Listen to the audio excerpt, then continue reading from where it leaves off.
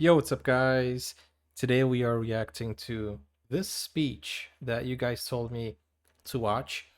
It's Dr. Shashi Tharoor MP, Britain Does Owe Reparations. So I have been watching Sardar Udam. If you haven't seen it, it's on my channel. And it got me thinking, and I've been talking to you in the comments, and this came up. So we're gonna watch it and we're gonna learn a little bit more. And don't forget to like and subscribe. This is a little bit different from what we normally do, which is movie content. But I think this is something special that we can, learn from based on what you guys have been recommending me. Let's go.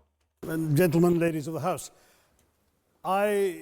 standing here with 8 minutes in my hands and at this venerable and rather magnificent institution, I was going to assure you that I belong to the Henry VIII School of Public Speaking, that as Henry VIII said to his wives, I shall not keep you long. But now finding myself the seventh speaker out of 8 in what must already seem a rather long evening to you, I rather feel like Henry VIII's last wife. I more or less know what's expected of me, but I'm not sure how to do it any differently.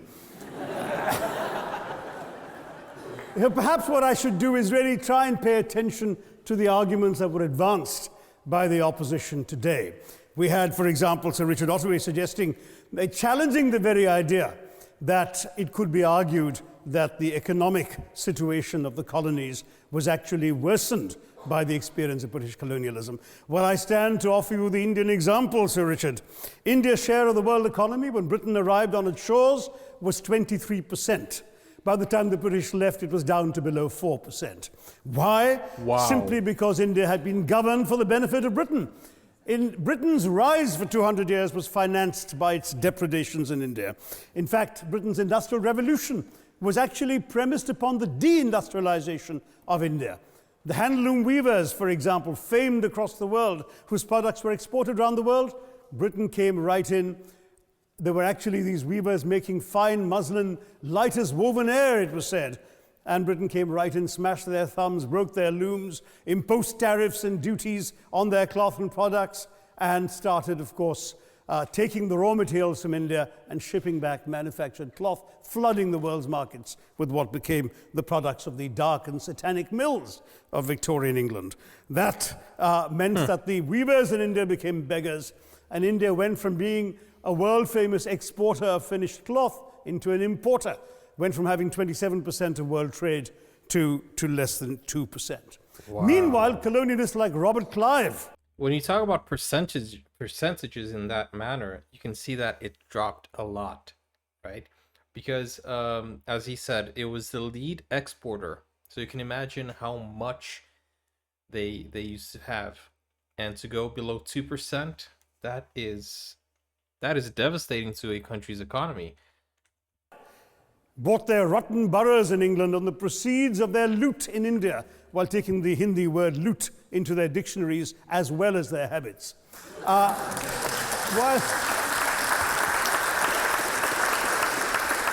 And the British had the gall to call him Clive of India, as if he belonged to the country, when all he really did was to ensure that much of the country belonged to him. Wow. By the end of the 19th century, the fact is that India was already Britain's biggest cash cow, the world's biggest purchaser of British goods and exports, and the source of highly paid employment for British civil servants. We literally paid for our own oppression. And as has been pointed out, the wealthy Victorian British families that made their money out of the slave economy, 1/5 of the elites of the wealthy class in Britain in the 19th century owed their money to transporting 3 million Africans across the waters. And in fact, in 1833, when slavery was abolished, what happened was that a compensation of £20 million was paid, not as reparations to those who had lost their lives or who had suffered or been oppressed by slavery, but to those who had lost their property. I was struck by the fact that your Wi-Fi password at this union commemorates the name of Mr. Gladstone, the great liberal hero. Well, I'm sorry, his family was one of those who benefited from this compensation. Man, Dr. Shashi came in with bullets. Staying with India, between 15 and 29 million Indians died of starvation in British-induced famines. Wow. The most famous example, of course, was the Great Bengal Famine during the Second World War, when 4 million people died because Winston Churchill, deliberately as a matter of written minuted policy, proceeded to divert essential supplies from civilians in Bengal to sturdy Tommies and Europeans as reserve stockpiles. He said that the starvation of anyway underfed Bengalis mattered much less than that of sturdy Greeks. This is Churchill's actual quote. And when conscience-stricken British officials wrote to him, pointing out that people were dying because of this decision, he peevishly wrote in the margins of the file, "Why hasn't Gandhi died yet?" So all notions that the British were trying to do their colonial enterprise out of enlightened despotism to try and bring the benefits of colonialism and civilization to the benighted heathen. I'm sorry, Churchill's conduct in 43 is simply one example of many that gave a lie to this myth. As others have said on the proposition, violence and racism were the reality of the colonial experience. And no wonder that the sun never set on the British Empire, because even God couldn't trust the English in the dark. Wow. Wow. Let me take World War I as a very concrete example, since the first speaker, Mr. Lee, suggested these things couldn't be quantified. Well, let me quantify World War I for you. Again, I'm sorry, from an Indian perspective, others have spoken of other countries. 1/6 of all the British forces that fought in the war were Indian. 54,000 Indians actually lost their lives in that war. 65,000 were wounded. Another 4,000 remained missing or in prison. Now, let me ask you a question. How can you do that to a country who has been helping you fight a war? Well, not helping. Well, yeah, helping. Let's say the word helping. That is incredibly cruel for you to do that to a country and then use all the resources, loot, and even have them die for your cause, you know, as allies. That is something that I sincerely I feel for everyone who has been directly affected by this. And of course the whole country has. Oh gosh. But you know, I like the way that he is clarifying and everybody is supporting him, except for the opposition, of course. Indian taxpayers had to cough up £100 million in that time's money. Wow. India supplied 70 million rounds of ammunition, 600,000 rifles and machine guns, 42 million garments were stitched and sent out of India, and 1.3 million Indian personnel served in this war. I know all this because, of course, the commemoration of the centenary has just taken place. But not just that, India had to supply 173,000 animals, 370 million tons of supplies, and in the end, the total value of everything that was taken out of India, India, by the way, suffering from recession at that time and poverty and hunger, was, in today's money, £8 billion. Wow. You want quantification? It's available. Second World War, it was even worse, 2.5 million Indians in uniform. I won't belabor the point, but of Britain's total war debt of £3 billion, in 1945 money, 1.25 billion was owed to India and never actually paid. Somebody mentioned Scotland. Well, the fact is that colonialism actually cemented your union with Scotland. You know, the Scots had actually tried to send colonies out before 1707. They'd all failed, I'm sorry to say. But then, of course, came union, and India was available, and there you had a disproportionate employment of Scots. I'm sorry, Mr. Mackenzie has to speak after me. Engaged in this colonial enterprise as soldiers, as merchants, as agents, as employees, and the earnings from India is what brought prosperity to Scotland, even pulled pull Scotland out of poverty. Now that India is no longer there, no wonder the bonds are loosening. Now, we've heard...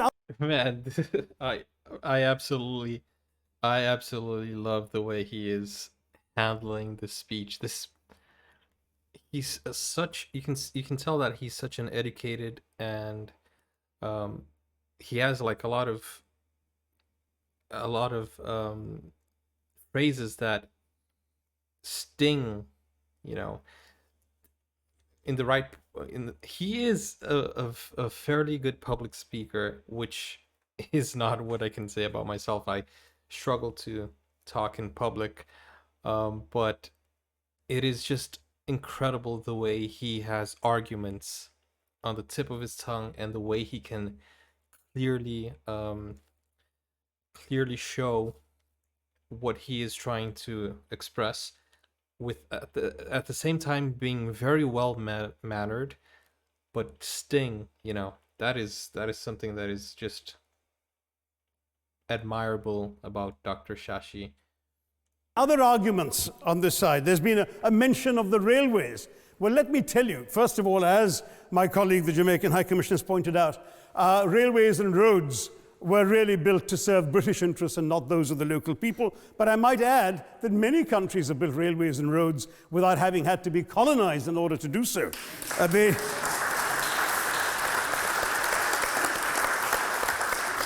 They were designed to carry raw materials from the hinterland into the ports to be shipped to Britain. And the fact is that the Indian or Jamaican or other colonial public, their needs were incidental. Transportation, there was no attempt made to match supply to demand for mass transport, none whatsoever. Instead, in fact, the Indian railways were built with massive incentives offered by Britain to British investors, guaranteed out of Indian taxes paid by Indians, with the result that you actually had 1 mile of Indian railway costing twice what it cost to build the same mile in Canada or Australia, because there was so much money being paid in extravagant returns. Britain made all the profits, controlled the technology, supplied all the equipment, and absolutely all these benefits came as private enterprise, British private enterprise, at public risk, Indian public risk. That was the railways as an accomplishment. We're hearing about aid. I think it was again Sir Richard Ottaway who mentioned British aid to India. Well, let me just point out that British aid to India is about 0.4% of India's GDP. The government of India actually spends more on fertilizer subsidies, which might be an appropriate metaphor for that argument. Bro. If I may point out as well,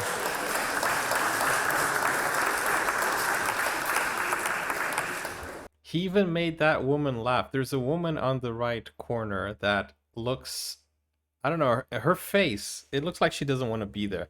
And with that last one, he even made her smile.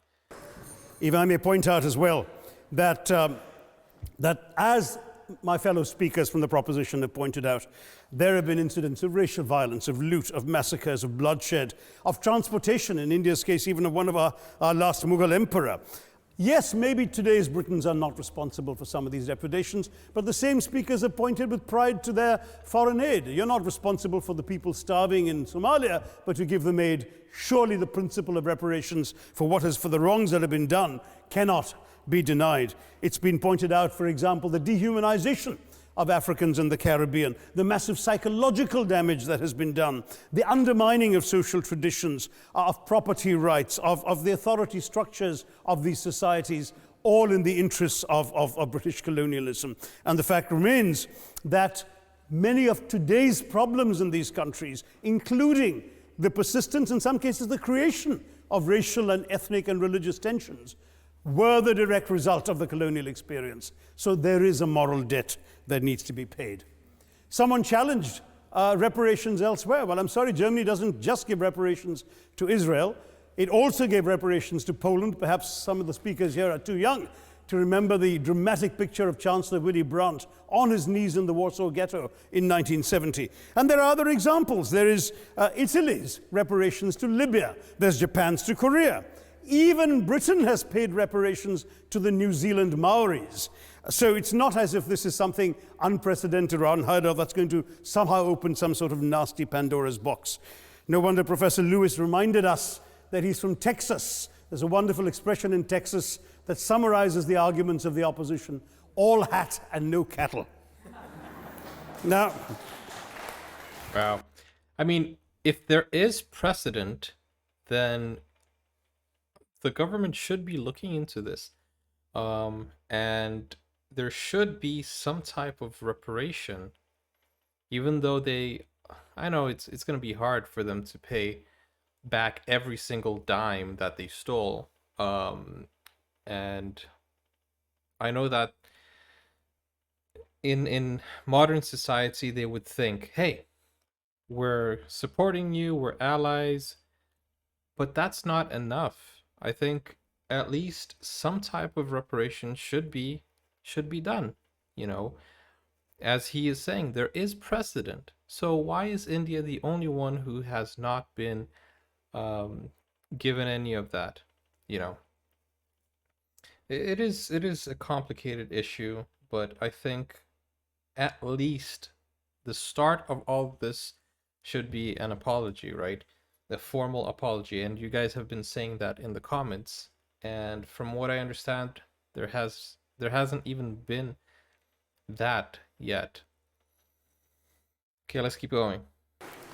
if I can just quickly look through the other notes I was scribbling while they were speaking, there was reference to democracy and rule of law. Let me say with the greatest possible respect, it's a bit rich to oppress, enslave, kill, torture, maim people for 200 years and then celebrate the fact that they're democratic at the end of it.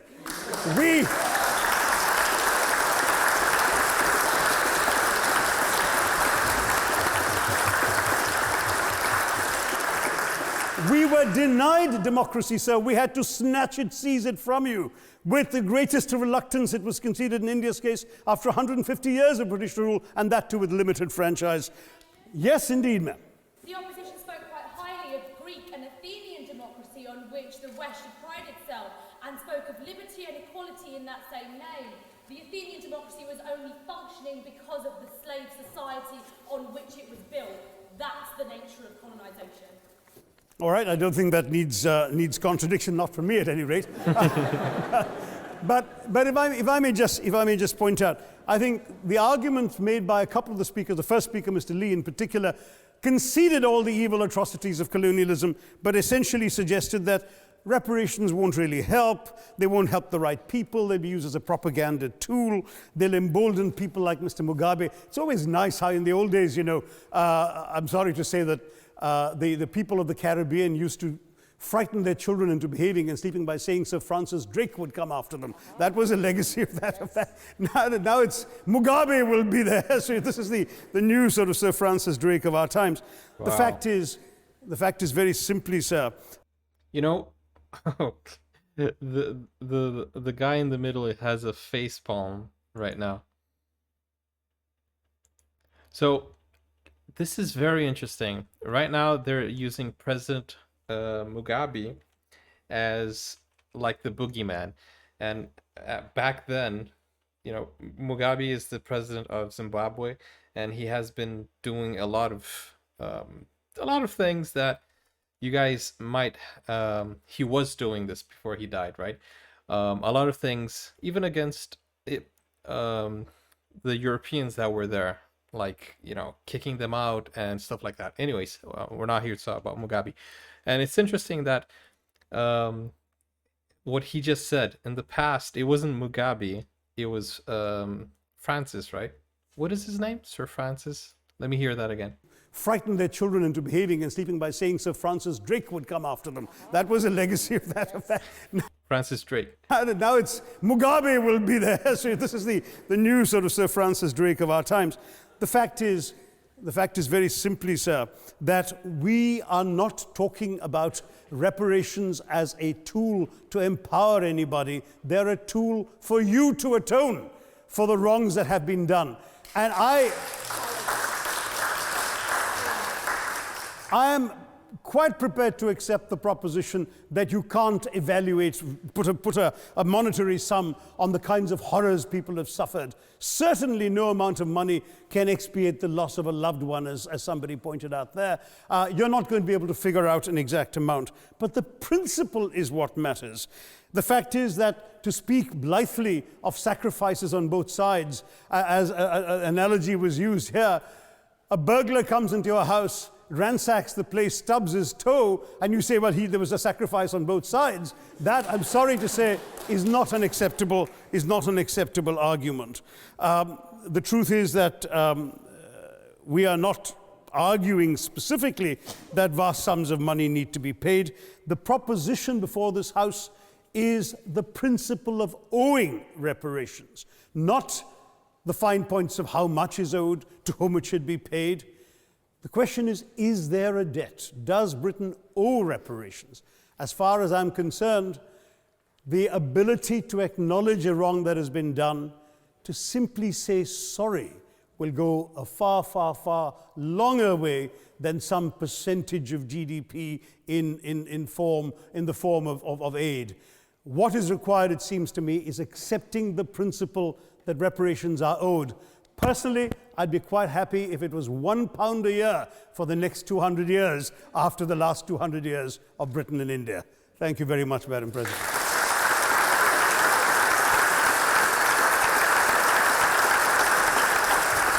Wow. You see that this all speaks to British pride.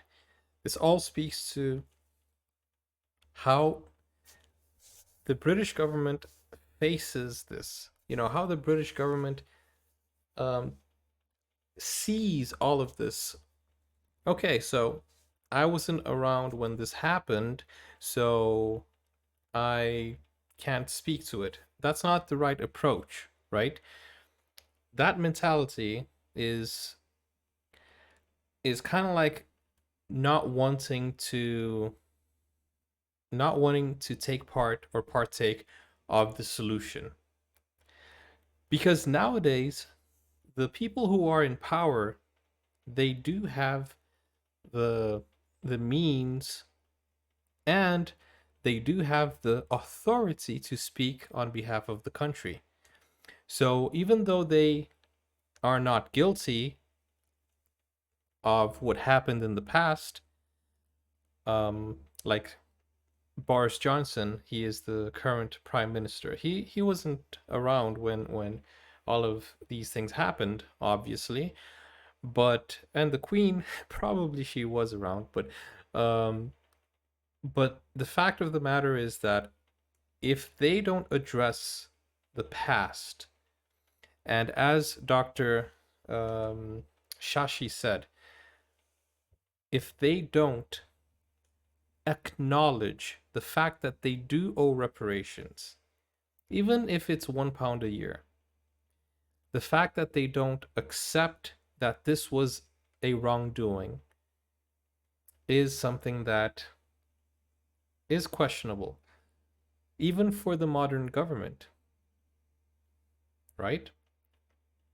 So, for example, if somebody just says, look, my parents did what they did, or my grandfather did what they did. I wasn't here. It was their fault.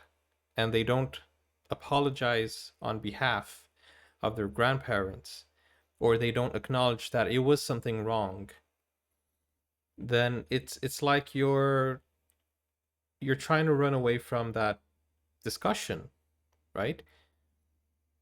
I mean, if you know your grandparents, or your let's say even your great grandparents did something wrong to a certain family, if I knew that, what I would do is I would go there and I'd say, look, I wasn't around when they were here, when they did that to you, but I'm truly sorry, and whatever I can do to make your burden a little bit lighter, just count on me to do that. That's just something that I would feel that I needed to do. I mean, it makes sense, because if you don't do that, then it's gonna go on for more and more time. Now, let's say my great grandparents did something to your family, and you guys still hold this um, this burden, and I do that, and I say, look, from now on, things are going to be different. I'm so sorry on their behalf. Let's, let's see how we can solve this. The future generations will not hold this burden anymore. So if you say, oh, I'm not going to do anything now because I wasn't here when that happened, and you don't acknowledge that there is a problem, this problem will go on to the next generation. And then if the next generation still owes an apology, this debt will go from generation to generation. And as he clearly pointed out, India is not looking for money, even though money always helps. But India has been growing. Its economy has been, growing exponentially. But the fact of the matter is that India is not asking for money. India is asking for justice. India is asking for an acknowledgement, and India is asking for an apology, which is the minimum. That's where you start. Okay? Um, and just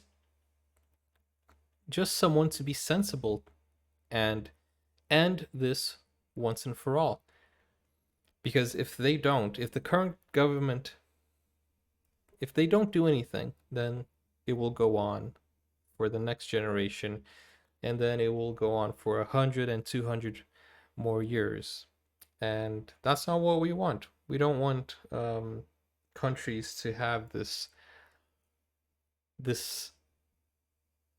barrier or this shadow of a past in between them.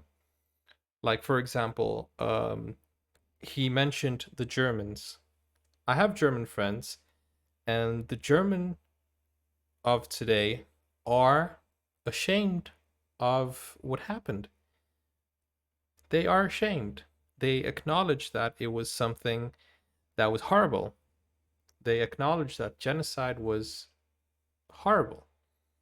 They acknowledge and they don't accept it, and they are offended if you link them to these events. But it seems that when you talk about certain people, I'm not generalizing everyone in Britain, but when you talk especially to the elders, even the British public, they don't understand the importance that this has to the Indian community and population. And they treat it as if they were defensive, and they say, oh, they're it kind of feels like they're proud of what happened. They're like, hey, we are the great British Empire.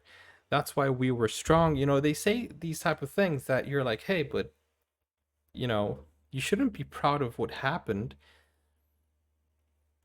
And this isn't only a British and Indian thing. You guys know I'm from Brazil, and the same thing happened in Brazil with the Portuguese.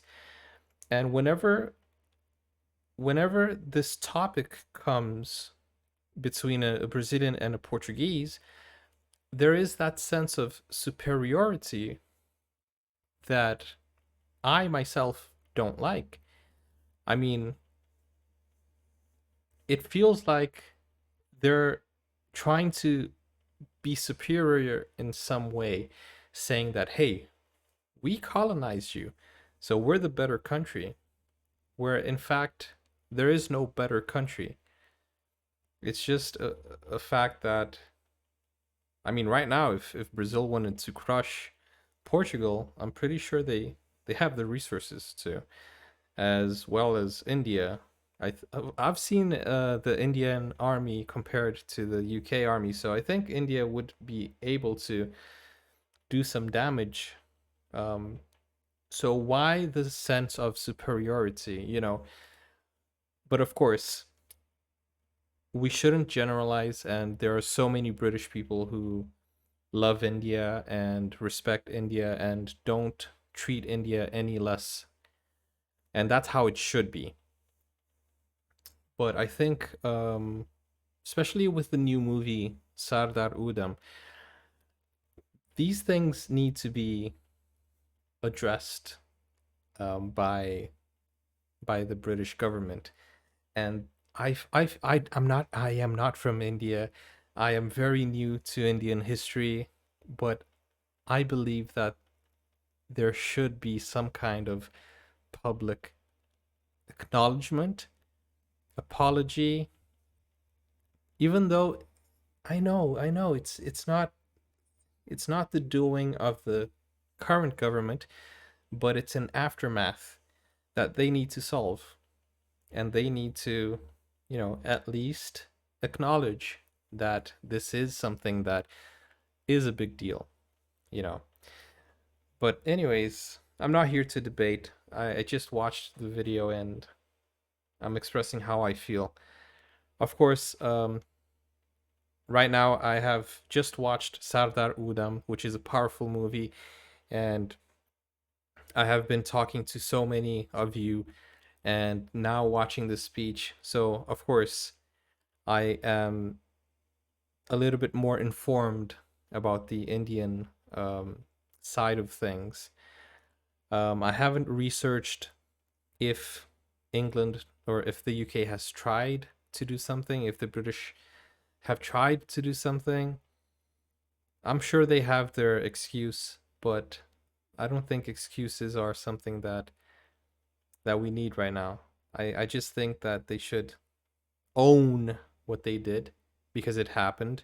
It's not it's not a matter of opinion, it's a matter of fact. It happened. And there should be a formal apology and something that will last forever and ease the hearts of Indians. I don't know. I have no answers, but I think there should be the beginning should be the apology. And that's not going to make the UK less of an economy. It's not going to be less of a country. It's just going to show how humble the new government is willing to be and swallowing their pride. But as I said, it's just something that they shouldn't be proud of. Oh, the great British Empire. No, you shouldn't be proud of that. It should be seen as something that was mass destruction to a country. Not a country, many countries. But we have that tendency of glorifying, Alexander the Great. What was great about him? He did the same. We have that tendency of Genghis Khan, a great warrior. Really? It's just something that nowadays we need to think of. It's part of our history, but we should know who the heroes are. Like, for example, even Disney, they glorified in the cartoon Pocahontas, they glorified what was his name? Forgot his name now. Which, if you watch the John Smith, that's his name. If you watch the cartoon, you're like, oh, this is a very nice love story, and the reality of things are different. So I think when we try to talk about something, we should have we should have the clear facts. And this is a reaction channel. I don't want to open a debate because I don't have the facts, but I'm just reacting to what I watched yesterday, Sardar Udam, and today, this speech. But I don't have all the facts. I don't have any of the answers. I'm just reacting as a citizen. And yeah, let me know what you guys think. I think I spoke too much. But yeah, it's a sad thing that we should not be proud of these happenings. That's just my humble opinion, you know. And I think the British, they should learn from the Germans, but I think they don't do it on purpose. It's just like, you know, like football. When your team wins, you guys are happy, and you know, oh, our team is the best. But then when you look deep into what happened in in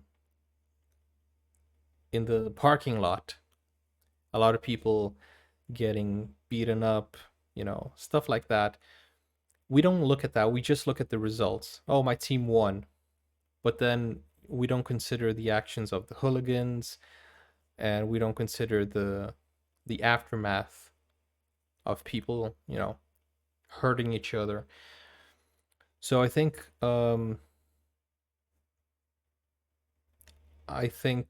we're celebrating the wrong things. Well, not us, but I I'm concerned of what I'm saying here, because I don't want my words to be misconstrued. But what I'm saying is that many British citizens don't know, and that's why they're proud of the British Empire. That's why they're proud, because they don't know. They don't know the consequences.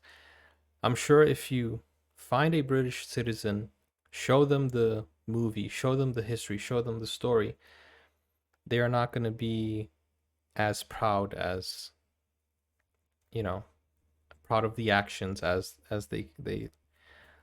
um they are today. Okay? I really don't want to be misconstrued here. But I do agree with the doctor, and I love the way he conducted himself, and I think it's a very powerful speech. And no wonder it went viral. But anyways, guys, as I said, I'm not here to give a lecture or anything. I'm just reacting. I don't know much. I just know that we should love each other, and if there is something, if there is a problem, an underlying problem, we should address it, even though it wasn't something that we did. We can stop it, we can solve it, because if we don't, then the next person might not, and this might never end. It's just an infinite loop. So somebody has to step up and stop it. You know, if an apology is all India wants, I mean, it shouldn't be so hard. But it takes a lot of humbleness for that to happen. And of course, even though the doctor wants just £1 per year, he said that as a metaphor. But the Brits should have a courtesy plan after the apology, just to show that they really mean it. Anyways, that's it for today. I've been talking for a while now, and I hope you guys enjoyed my reaction. I hope I didn't say anything to upset anyone. Not the British, not the Indians. I don't want to. I don't want to take. I don't want to take sides. I just want to be on top of the truth and the facts. But I don't want you. If you're British, I'm not trying to condemn you. I'm just saying that if you sit down, learn about the history as I am doing right now, you'll probably have a different perspective than you do today. Okay? That's it. I'll see you guys in the next video. And please correct me if I'm wrong. I love you guys. Take care now. Bye-bye.